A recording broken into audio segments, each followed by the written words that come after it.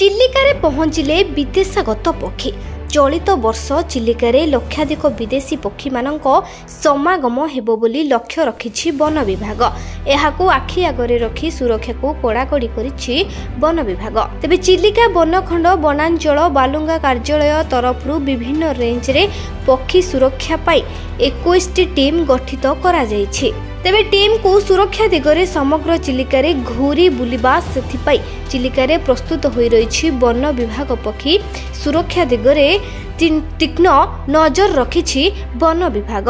से भली विदेशरू चिलिका मुआ एबे विदेशागत पक्षी। शीत ऋतुरे आगमन रे वर्तमान चिलिका उपरे पक्षी माने घूरी बुलुथिबा देखिबाकू मिलिछि। अक्टोबर मासर ही रंग बेरंगर विदेशागत पक्षी मानकू देखिबाकू मिलिथाय। तेबे किपरि भाबरे चलित वर्ष चिलिकारे विदेशागत पक्षी मानकू सुरक्षा दिया जिवो से नै वन विभागर तत्परता देखा दैछि। Bureau report, Biraja news.